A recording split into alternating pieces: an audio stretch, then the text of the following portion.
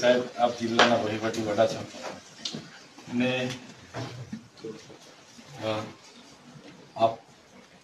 આપે એવી કોઈ મારા વતી સાંસદને અહીંયા બોલાવ્યા હતા અને નીલરાવને બોલાવ્યા હતા અને આપે એવું કીધું છે કે ચૈતરભાઈ 1.5 કરોડ માગતા હતા પણ માંડ 75 લાખમાં પૈતું છે અને એમને 75 લાખ રૂપિયા આપણે આપવાના થાય છે। ત્યારે સાંસદે એવું કીધું કે ના ભાઈ, આપણે 1 રૂપિયો આપવાનો થતો નથી। એમ કરીને સાંસદે 2 આટા પ્રેસ વાર્તા કરી છે। હવે મેં બી ધારાસભ્ય છું સાહેબ, સાંસદ તમારું નામ લઈને એવું કહે છે કે મને કલેક્ટરે ત્યાં બોલાવીને કીધા હતા, તમે કલેક્ટરને પૂછી લો, એટલે અમે પૂછવા આવ્યા। સાહેબ, મેં ક્યારે તમારી પાસે 75 લાખ રૂપિયાની માંગણી કરી? આ વાત ખોટી વાત છે ને? હા, બસ તો આ મેં લખિતમાં આવ્યો છું સાહેબ। તો મને સાહેબ આપ શ્રી મને ન્યાય આપશો એવી માંગણી છે સાહેબ। આપણે માર્ગ અને મકાન વિભાગના એક્શન સાહેબને બી પૂછી લેજો, એમનું નામ પણ આવે છે, એટલે કદાચ એ રીતના મેં તો સાહેબ સંકલનમાં માહિતી માંગી હતી, એમાં મનસુખભાઈને પેટમાં દુખ્યું ને એમણે આ ડાયરેક્ટ મારા પર 75 લાખનો હિસાબ લગાવી દીધો।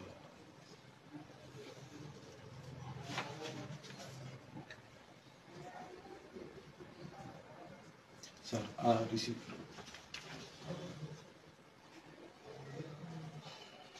ओके, धन्यवाद सर।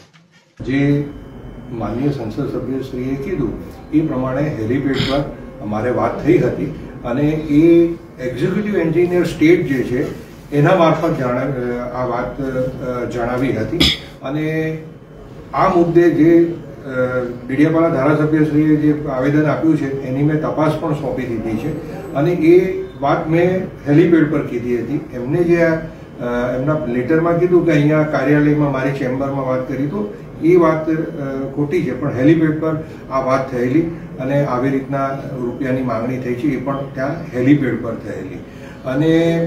અને બીજું કે એ સીધી મારી સાથે એમને ટોક નથી કરી, પણ એક્ઝિક્યુટિવ એન્જિનિયરને મારફત કોન્ટ્રાક્ટરો મારફત આ માંગણી કરી છે। એ વાત મારે અન્ય સંસદ સભ્યશ્રી જોડે થઈ હતી। નર્મદા જિલ્લામાં દેશના પ્રધાનમંત્રીના 2 ખૂબ મોટા ભવ્ય કાર્યક્રમ રહ્યા। એક તો કેવડિયાનો એકતા પર્યટનનો કાર્યક્રમ અને બીજો 15 જ દિવસમાં ડેડિયાપાડા ખાતે ભગવાન બિરસા મુંડા જન્મજયંતિ જબરજસ્તી ધામધૂમથી ઉત્સવનો કાર્યક્રમ। પ્રધાનમંત્રીના કાર્યક્રમ ખૂબ સફળ રહ્યા અને બહુ સારા મેસેજ ગયા।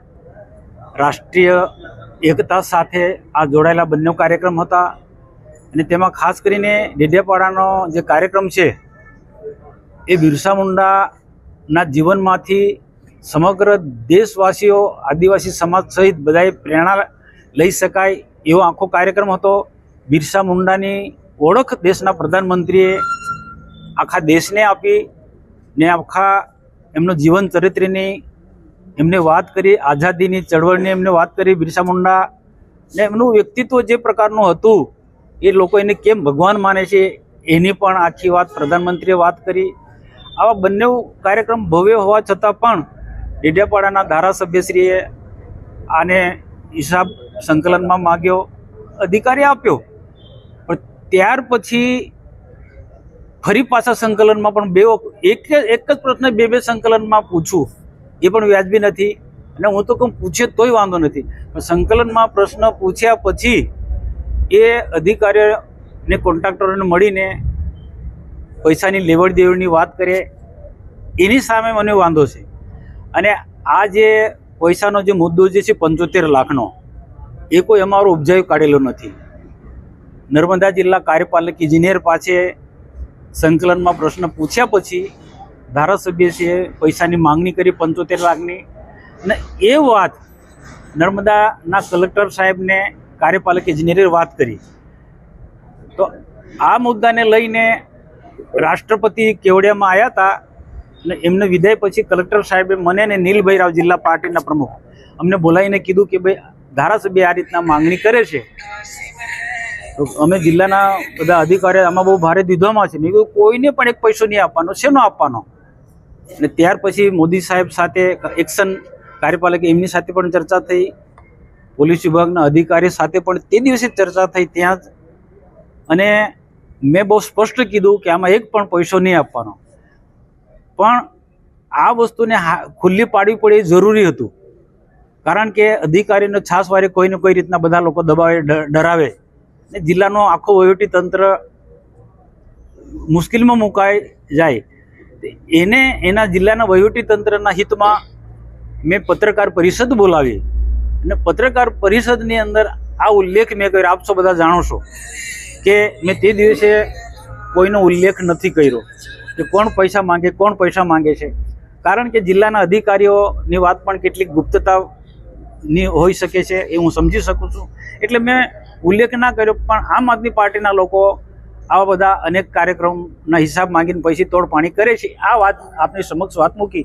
કેટલાક પત્રકારોએ કેટલાક પ્રશ્નો પૂછ્યા. ગરડેશ્વર વિસ્તારની અંદર જે નાનો મોટો કોઈ નનામી પત્રિકા લખાઈ હોય, ત્યાં કોઈક બાંધકામ થયેલા હોય, હોટલોમાં ગેરકાયદેસર રીતના બાંધકામ થયું હોય, ગેરકાનૂની રીતના રસ્તા બન્યા હોય, સરકારી જમીનમાં, ગૌચર જમીનમાં, એને લઈને કેટલાક પત્રકાર મિત્રોએ પ્રશ્નો પૂછે. એનો મેં જવાબ આપ્યો. તો આપણા નાંદોદના ધારાસભ્ય ડૉક્ટર દર્શનાબેનની ગેરસમજ થઈ આ પ્રશ્ન લઈને. હું આપણે પણ બહુ દિલ ખોલીને વાત કરું છું કે મનસુખભાઈ મારા વિરોધમાં પત્રકાર પરિષદ બોલાવી અને એ ધરણા પર બેસવાના હતા ડૉક્ટર દર્શનાબેન, પણ ધરણા પર ના બેસા, પણ તમને મીડિયાના મિત્રોને એમના ઘરે બોલાવી અને એમને જે પણ કહેવાનું હતું એ તમને કીધું. એ આખો મારા પર આરોપ હતો, એટલે પછી મારે તો ખુલાસો કરવો પડ્યો હતો ને એમને એ પણ કીધું કે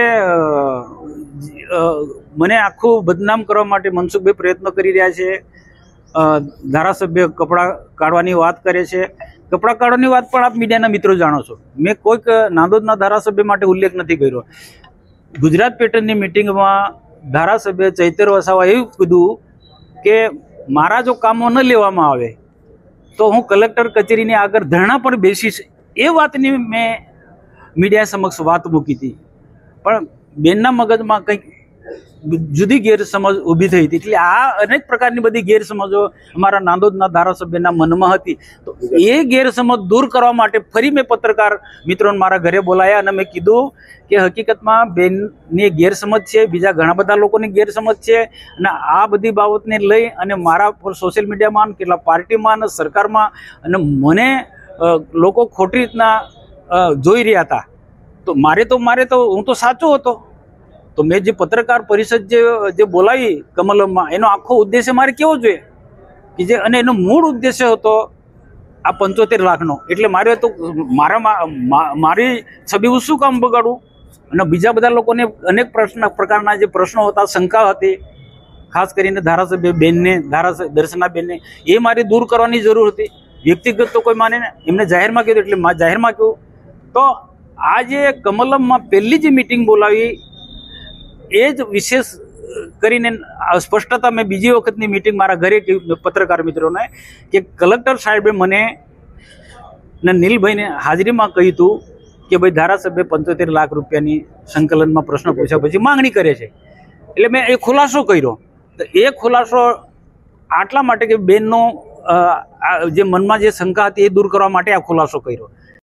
એ મુદ્દાને લઈને કલેક્ટરને મળ્યા.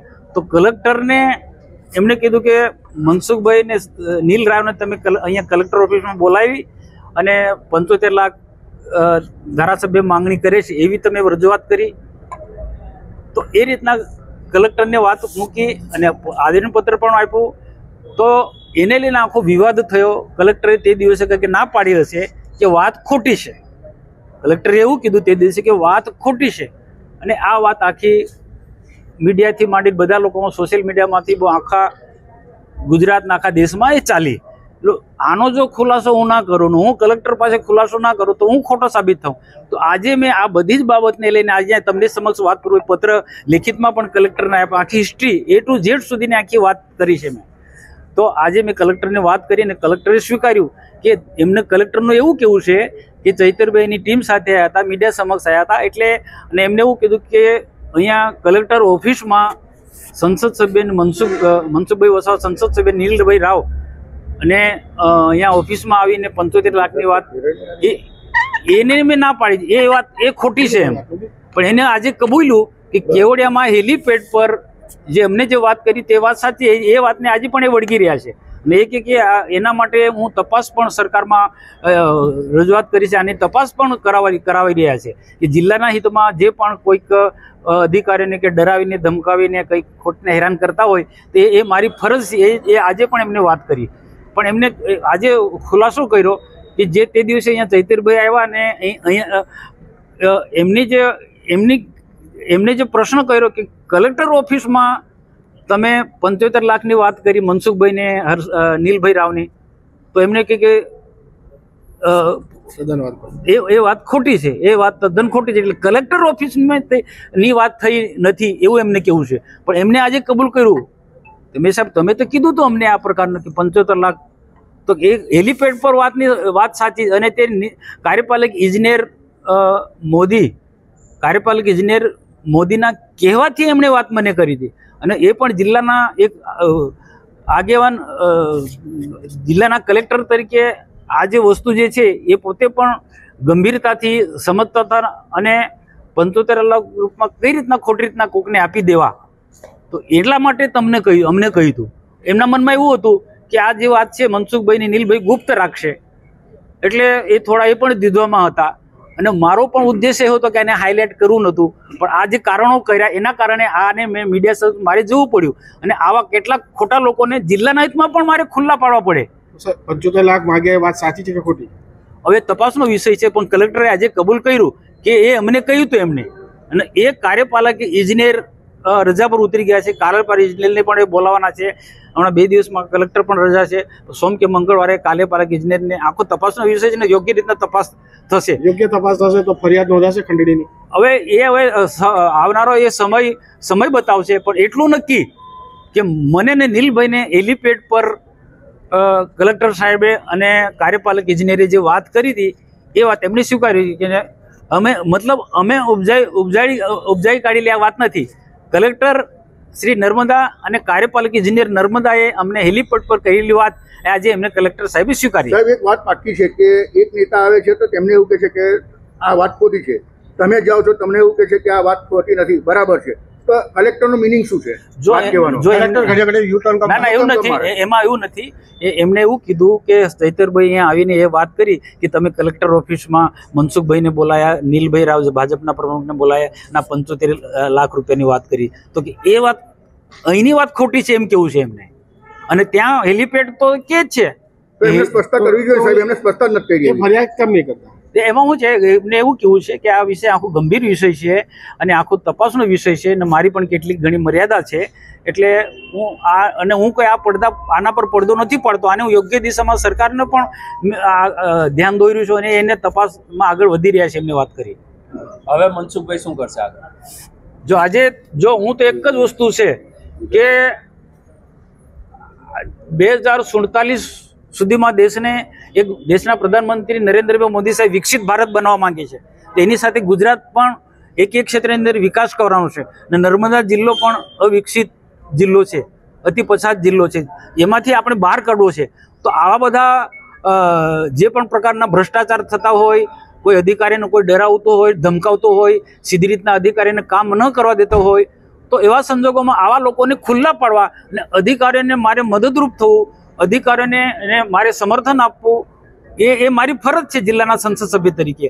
અને જ્યારે આખો દેશ ને ગુજરાત જ્યારે ખૂબ વિકાસના માર્ગે આગળ વધી રહ્યો હોય તો તેવા સંજોગોમાં નર્મદા જિલ્લો પાછળ ના રહી જાય, નર્મદા જિલ્લાનો પણ એક ક્ષેત્રે વિકાસ થાય એ ઉદ્દેશ્ય સાથે હું લડી રહ્યો છું. અને ખોટા લોકોની સામે લડવાનું ભલે જે પણ કોઈ હોય, અમારી પાર્ટીના લોકો એમની પણ હું વાત કરું છું કે સામે આમ આદમી પાર્ટી હોય કે બીજા કોઈ પણ હોય, હું બિલકુલ જે સત્યની લડાઈ લડી રહ્યો છું ને નર્મદા જિલ્લાના હિતના. બાકામાં વ્યક્તિગત મારો કોઈ પ્રશ્ન નથી. કોઈ સરકારની સામે બેફામ બોલતા હોય, અધિકારીઓને ડરાવતા ધમકાવતા હોય તો એવાની સામે જ મારી લડાઈ હોય છે.